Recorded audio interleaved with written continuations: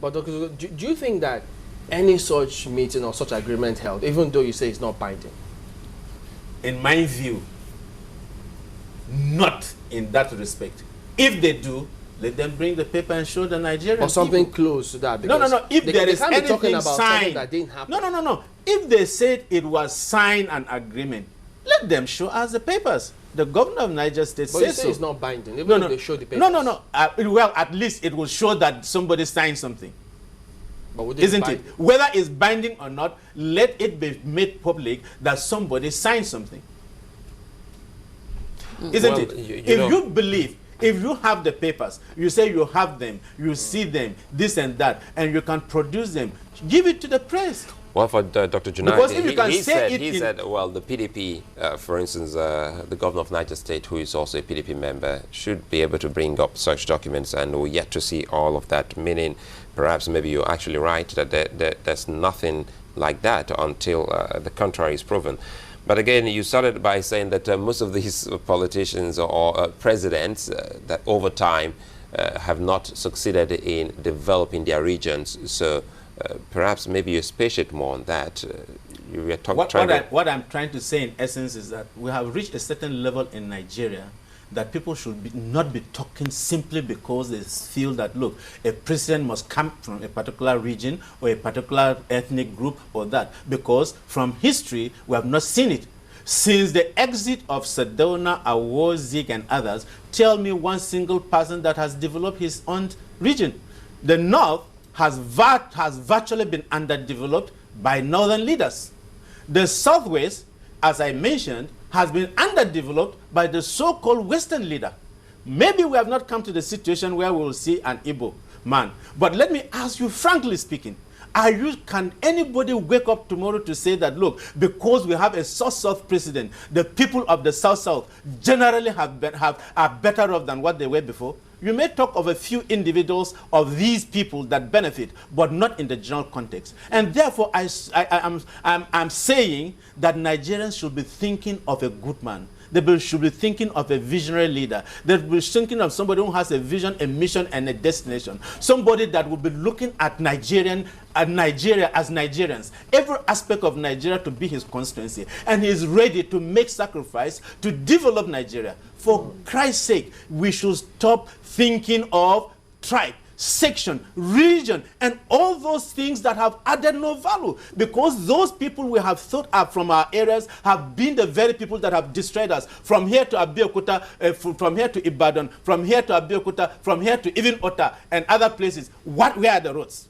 You know, Dr. Dogo, let's go back to this agreement that is non-binding. Like you say that politicians will, trade horses among themselves, will do anything to get power. We also know that campaigns, they're made of promises. That's why, you go on campaign, people go on campaign trails, make all sorts of promises. Are you saying, by extension, that the electorate shouldn't take those promises seriously because they're just trying to say anything to get to power? Let me explain to you. The promises are made to the electorates to get elected. I now want to ask you this question. You are a living witness in Nigeria. All the promises that you have seen, heard, and experienced in one form or the other, have they been fulfilled? What do you think? I don't need to ask you. I don't need to answer that question. You think they've not been fulfilled? Where have they been fulfilled? So they have not been fulfilled by extension. Tell me one single place. So Dr. Janai Mohammed was correct. Because he says all their promises have not been fulfilled. Look, I'm talking on reality of life. So if you come to say that somebody signed this and that and therefore must abide by it, is a joker. When we even start comparing people in Nigeria, isn't it? For example, when we start saying that, look, somebody has done very well. Do you know, if you ask me to assess Nigerian government from federal to the local government, nobody has reached, nobody can get even 35%. But you compare 35% with probably 15%, you'll say the person who has 35 has done well. There is nobody, no art or pattern or tier of government, state or local government in the Nigerian context that has done anything that is worth the mandate reposed on them in any form. Even the so-called governors that we think that are performing is because we are comparing them with the lowest level of performance, and we think they are performing. But nobody is performing to the level that Nigerians can say that, look, they have reached 50% level of performance and is acceptable based on the resources at their disposals. Well, a comment for you, pardon me. Egwando Tune says, when you go and watch the tape of the PDP convention that brought in Jonathan, this issue about one term or not will be laid to rest because he thinks it was mentioned there. Maybe the person has not gotten what I'm saying. Whether it's mentioned there or not, what I'm telling you is not binding on the president. The only thing that is binding on the president is the decision of the PDP as a party. Not anybody that he signed or said or discussed or videoed anything. It is not binding, and it is not binding in any political system in any country. Those discussions are not binding. So, if the person chooses to obey it, listen, it is a different thing if the person chooses to do it, not that it is legally binding. Underline what I'm saying. You can, if you say something, it can be legally binding. And that in that context is not the same thing as saying that, look, I understand it and I'll simply do as I've said. Whether it is said or not, nobody can come out today and say that, look, the president does not have the right to contest. That is what I'm saying. Because of those meetings, because of those discussions, because of the tapes, or so because of any written and signed agreement. To agreements by individuals, two parties, more or less a group, and then signatures are put before people with witnesses, so they're not binding? I want to tell you that what is binding on PDP is the PDP constitution. Anybody that signs anything outside the PDP constitution is on his own. Perhaps, if you will, can you give us... Can you say that the board of trustees in the PDP all sign, all NEC members of the PDP all sign?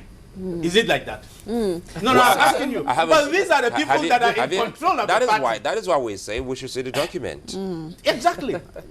You see, even if so that assuming we know they even sign, signature is on that document. It doesn't make sense. You know, if anybody who is an experienced politician or has the knowledge of politics, and you go to some of those secret rooms and you say you are signing, what happened in Anambra? Can you put when they said Ngige signed this and that? Was it binding on him? Dr. Dogo, can you put some political meaning to all of this argument about taking oath twice constitutionally, and you can't take the oath 3 times because even though the judgment which Mark Webb pointed out a little earlier while Dr. Junaid was here, there's still this argument about oath that can't be taken thrice. Well, I do not want to talk about oath, but I can only talk on what the Constitution states. And if we follow what the Constitution states, the president is entitled to contest a second term. This is because he has done so only once. What he came in was under the doctrine of necessity. And in any country, he did not even need to do that. This is normal. The president constitutionally is just serving his first term in office. By some events, the other person died. This is it. And he had there is no vacuum. That's why you have the vice. And the Constitution is so clear about it, isn't it? To have played politics on it was unnecessary in the first place. Do you get it? So it did not need to reach that level. And I'd say that I hold the National Assembly at the very highest level of regards with what they did at that material time. There can be no level of maturity, sincerity, and honesty of purpose more than what the National Assembly did under the leadership of David Mark. And if you look at it, you will know that, look, that was the right thing to do. Under that situation, you cannot claim the president is serving his second term.